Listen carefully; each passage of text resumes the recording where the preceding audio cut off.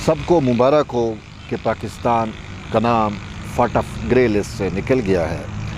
Paris में होने वाले इजलास में सबसे बड़ी खुशखबरी पाकिस्तान के लिए ये आई कि पाकिस्तान का नाम उन्होंने ग्रे लिस्ट से निकाल दिया है और पाकिस्तान तकरीबन बड़े अरसे से फाटफ यानी कि फ़िनंशियल एक्शन टास्क फोर्स जो बनाई गई थी 89 में 1999 में यह बनाई गई थी पेरिस में, और इसके 39 ममालिक जो हैं वो इसके मेंबर हैं। तो उसने पाकिस्तान को मुख्तलिफ वजूहात की बुनियाद के ऊपर ग्रे लिस्ट में डाल दिया था। और पाकिस्तान को पहली दफ़ा ग्रे लिस्ट में नहीं गया था, बल्कि 2008 से 2022 तक तकरीबन पाकिस्तान ग्रे लिस्ट में ही रहा है। कभी निकाल दिया जाता रहा, कभी डाल दिया जाता रहा। तो यूँ लेकिन अब की बार बड़े उनके रिजर्वेशन थे, तहफ़्फ़ुज़ात थे, और पाकिस्तान ने मुतअद्दिद मरतबा फाटफ की ग्रे लिस्ट से निकलने के लिए इक़दामात भी किए, लेकिन कामयाबी जो है वो पाकिस्तान को नहीं मिल पा रही थी। लेकिन अब सबसे बड़ी और खुशखबरी यही है कि पाकिस्तान का नाम फाटफ ग्रे लिस्ट से निकाल दिया गया है, जो पाकिस्तान के लिए खुश आइंद है। और इसका सारा का सारा क्रेडिट पाकिस्तान की वज़ारत ख़ारजा को और ख़ास कर वज़ीर ख़ारजा बिलावल भुट्टो ज़रदारी को जाता है। क्यों? देखें, 2008 से 2022 तक के मामलात को देखें तो इतना कुछ करने के बावजूद पाकिस्तान का नाम फाटफ की ग्रे लिस्ट में ही रहा, और ओवरऑल पाकिस्तान को $40 अरब का नुकसान हुआ, क्योंकि इसमें कुछ पाबंदियाँ लग जाती हैं, कुछ मामलात ऐसे होते हैं कि आप जो है आप रिस्ट्रिक्शंस होती हैं, उन रिस्ट्रिक्शंस की बुनियाद की वजह से पाकिस्तान को $40 अरब का नुकसान पहुंचा। अब खुशखबरी वही है कि नाम निकाल दिया गया, और इस हवाले से वज़ीर ख़ारजा बिलावल भुट्टो ज़रदारी को तो सेहरा जाता ही जाता है। लेकिन कल मैं सुन रहा था हिना रब्बानी खार को, उनकी एक स्टेटमेंट, उन्होंने कहा कि हमें 2 महाज़ों पे बेवक्त वक्त काम करना पड़ा, और फिर उन्होंने कहा कि सालों का काम हमने महीनों में किया और हमने मुतमिन किया फाटफ को। कुछ अर्सा पहले फाटफ की एक टीम बाकायदा यहाँ पे पाकिस्तान में आई थी और उन्होंने विज़िट भी किया था, तमाम चीज़ों का जायज़ा भी लिया, और उसके बाद अब पाकिस्तान को ये कामयाबी मिली है। और इस कामयाबी का सेहरा तो जैसे मैंने कहा, लेकिन बात यह है कि ये फ़िनंशियल एक्शन टास्क फोर्स है क्या, और ये किस तरीके से काम करती है, और इस पर इजारादारी किसकी है। ये जो बड़े ममालिक हैं, अमेरिका हो गया, फ्रांस हो गया, जर्मनी हो गया, इनकी ज़्यादा से ज़्यादा इजारादारी यही है, इन्हीं की है। और ये जो है असूल वज़ा करते हैं कि कौन से मुल्क ने कौन सी रिक्वायरमेंट पूरी करनी है, और इनका मेन ये था कि जो टेरर फिनांसिंग होती है वो उसको ये स्कैन कर रहे थे, किस मुल्क से कैसे कैसे टेरर फिनांस होता है या होती है, टेरर को फिनांस किया जाता है। तो जिस ममालिक में टेरर दहशतगर्दों को फिनांस होता तो उनके नाम मोस्टली ग्रे लिस्ट में डाल दिए जाते रहे।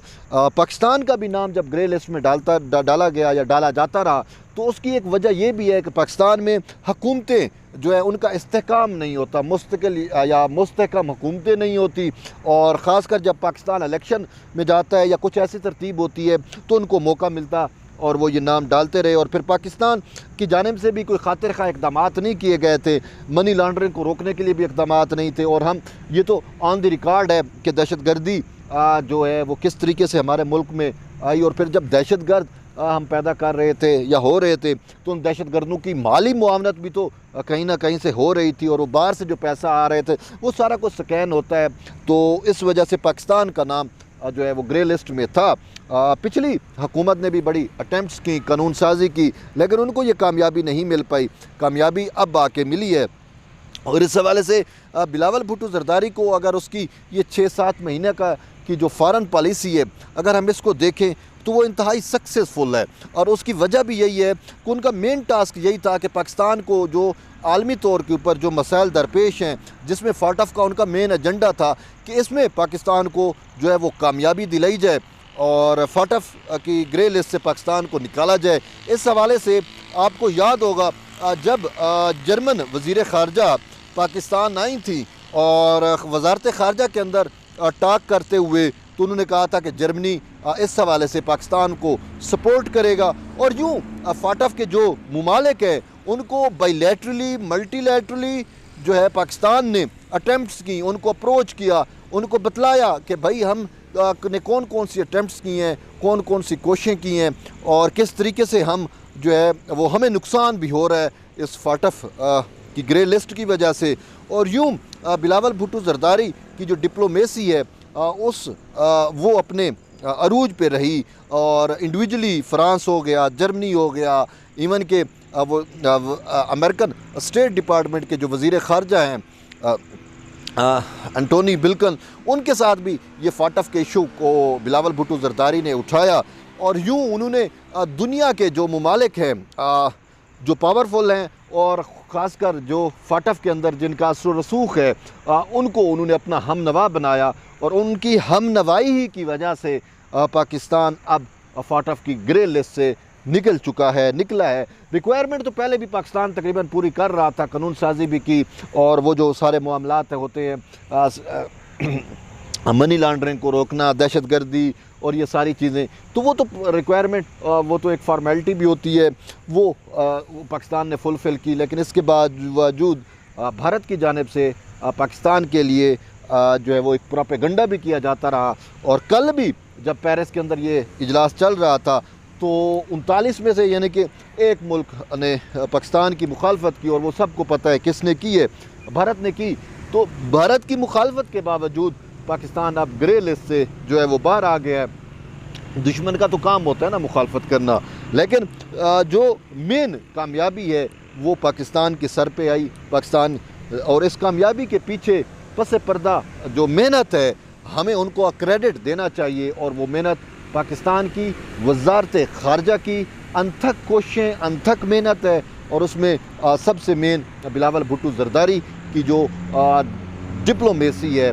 मैं पहले भी कहता रहा हूँ कि Bilawal diplomacy is at work with full swing, यानी कि वो बड़ी बेहतरीन अंदाज से वर्क पे है। और ये बिलावल भुट्टो जरदारी का ही की डिप्लोमेसी के नतीजे में जैसे मैंने आपको दो ये जर्मनी वाली मिसाल दी कि उन्होंने जर्मन फॉरेन मिनिस्टर को कैसे कैल किया फाटफ से मुतल्लिक़ अपनी हिमायत लेने के लिए, ख़ुद अमेरिका को कैसे कैल किया।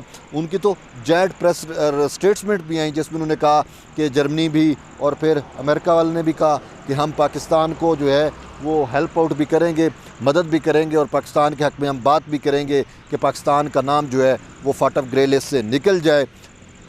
और फिर जो रिक्वायरमेंट थी वो पाकिस्तान ने पूरी की और उन रिक्वायरमेंट के बाद उनकी टीम यहाँ पे विज़िट करके गई और कल हमें पूरे पाकिस्तान को ये सबसे बड़ी खुशखबरी मिली कि अब पाकिस्तान जो है वो फाटफ की ग्रे लिस्ट में नहीं है।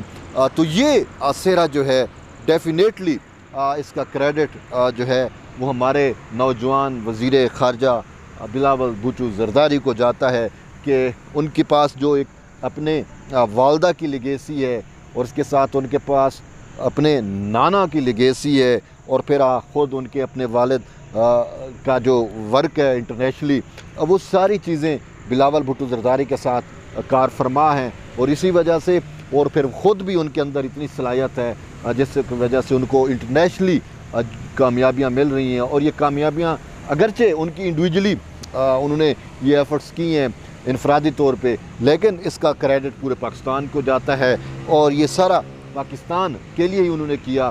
और तो यही एट द एंड मैं यही कहूँगा कि बिलावल भुट्टो जरदारी का हम शुक्रिया अदा करते हैं कि उन्होंने पाकिस्तान के दर्द को अपना दर्द महसूस किया और आलमी सतह पर पाकिस्तान का आलमी तशख़्ख़ुस जो है वो बहाल किया और फिर पाकिस्तान को जो है वो सेट ऑफ इंटरनेशनल रिलेशंस के अंदर जो है वो एक से एक कामयाबी जो है वो दिलवा रहे हैं।